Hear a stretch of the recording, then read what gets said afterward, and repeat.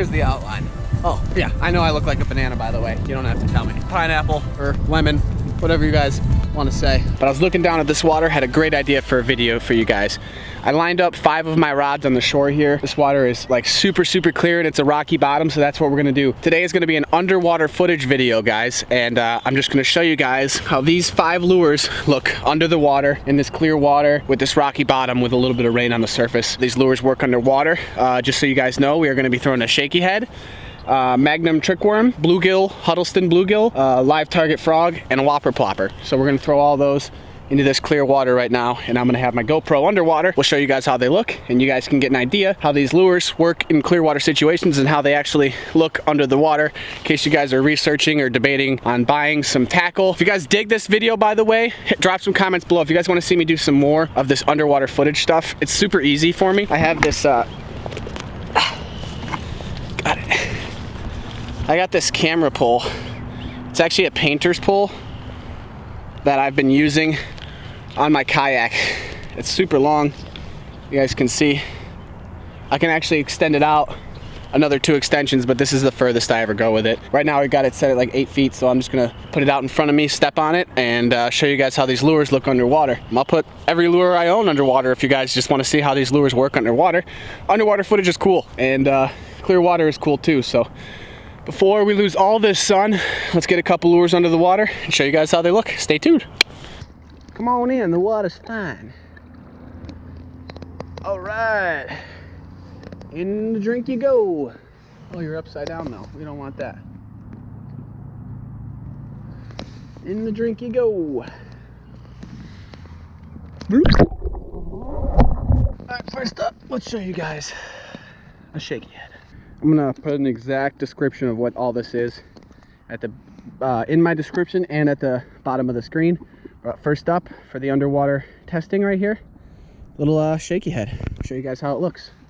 Just give it a little flick out there. Not even trying to fish right now, just trying to show you guys.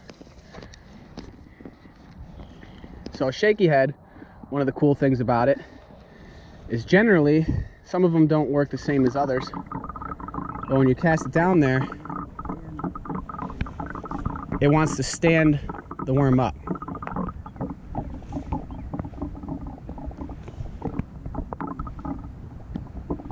So you guys can see, when you're throwing a Shaky head, it wants to stand the worm up. I'll show you guys a couple more passes here. One of the big things with a Shaky head is staying tight to it helps. You just hop it along.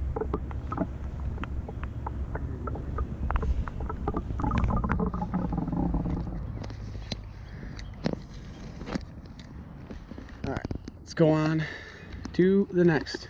Okay, now let's show you guys my all-time favorite setup. Normally, I wouldn't be throwing this on straight braid, but it's what's on the reel right now, so keep that in mind. You guys will visibly see the difference between mono and braid right now too, because you're gonna see this worm underwater with braid. Pay attention to that. Pay attention to how much you can see it in this clear water. All right, let's give it a flick out there. Oh, that was terrible. Let's try that again. There you go. There you go. Slow sinking worm, obviously. Weightless, so it ain't going anywhere fast for you. Now this is pretty much a do nothing technique. A Magnum worm pretty much is just a big profile worm, and it's just gonna sit on the bottom for you. I like to throw them weightless mainly. And it's, you know, a do nothing technique. You can throw these Texas rigged, you can throw them weightless like I have it. Weightless is my favorite way to throw it, but I definitely throw these with a bullet weight from time to time. I just love throwing this worm weightless and dragging it on the bottom. That's where it seems to shine for me, when it's largely doing nothing. Just give it a lift and a drop and you're good to go. The main thing you're paying attention to with this is just see how visual it is. See how it falls on a weightless hook.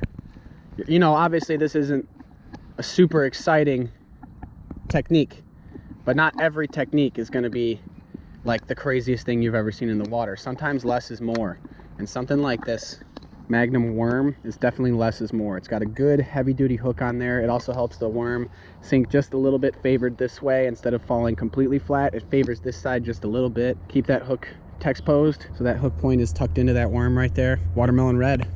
One more flick and then move on to the next one. Drop a comment below if you guys are enjoying these videos, guys. I can do these a lot.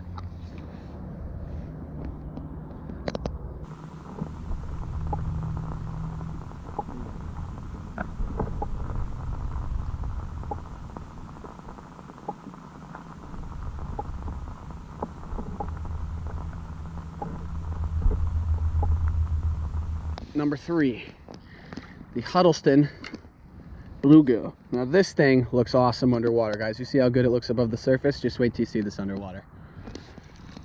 Give it a good flick.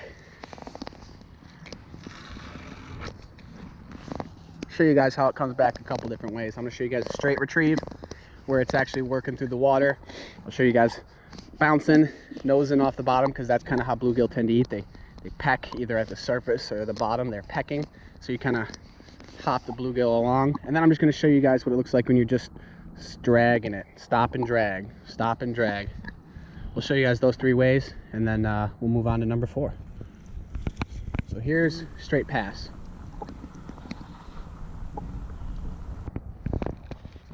Give you guys a couple more shows of that. Straight pass.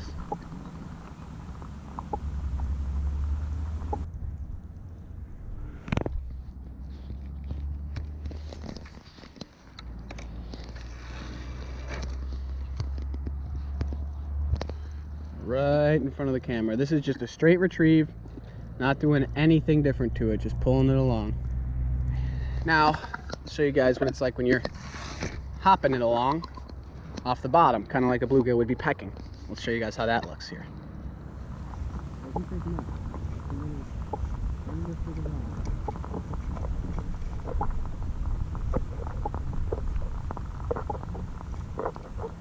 Doesn't take much, just a little lift of the rod.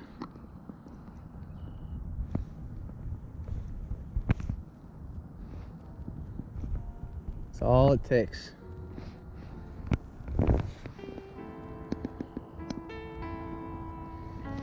Last pass. Then we're going to move on to the Whopper Plopper, and then finally the frog.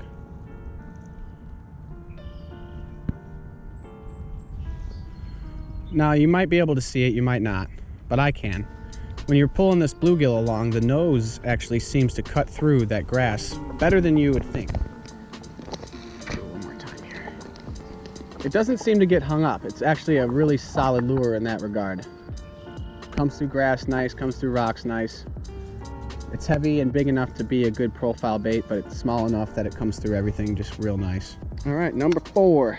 Got ourselves a live target 65 with my belly painted yellow. I always trim one leg on the frog just because that's something a buddy of mine from back when I went to SIU taught me. His name was Chuck. Shout out to you, Chuck, if you still watch my videos.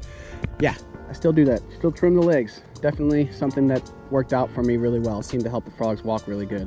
Live target's definitely my favorite frog, by the way. HollowBody, that is. All right, let's cast that sucker out. Curious how far out you guys will be able to. Oh, this is going to be a little tough. Trying to walk this frog for you.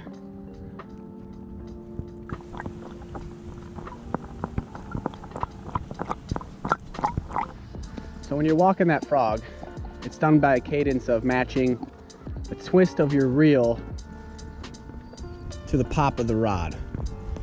And at first it seems super difficult to do. But the more you do it, the more it just kind of grows on you. How that frog just kind of splays out when you stop it.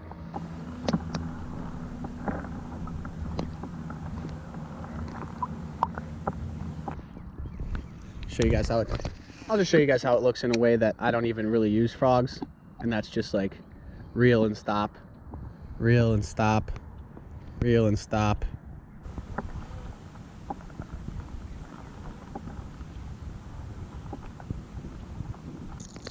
Look at that, river to sea, delicious. Show the world how the Whopper Plopper looks underwater. I wonder how it sounds underwater, how far away you can hear it. Now the Whopper Plopper is kind of like the frog in the sense that you only have a couple of different things you can do with it. What's great about the Whopper Plopper though is it only needs a couple of things to get the job done. It's got that prop tail on the back that plops, obviously, and one great thing about a Whopper Plopper, unlike a buzzbait, that's kind of like its cousin is a buzzbait. When you stop a Whopper Plopper, the butt kind of sinks down in the water but the nose stays on the surface. So basically you're still throwing top water, and you can stop it, which is great. So with a Whopper Plopper, you're either going to be doing a steady retrieve, like I'm showing you guys right now. This is just a steady retrieve. I'm not going to stop, I'm not going to pop, I'm not going to do anything. I'm just going to churn it.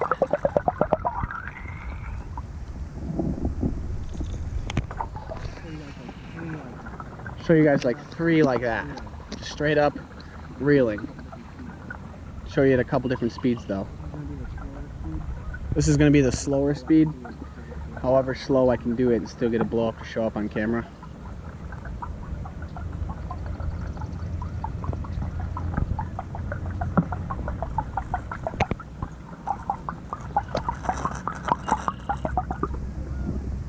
So that's like the minimal. This is kind of more how I would normally retrieve it right here.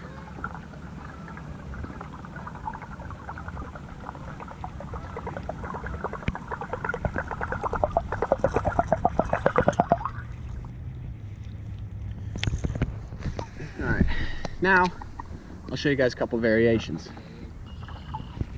So you can kind of burn them, really get that blade going, and then just stop it.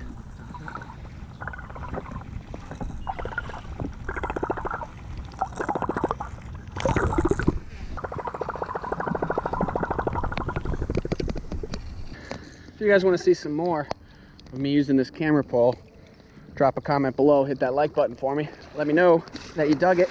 Oh, we just went underwater. That's great. Wasn't paying attention, stepped in a deep spot. Now we got wet pants. That's great. Wet pants, love it.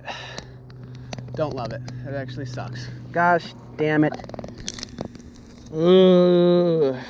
Soaked.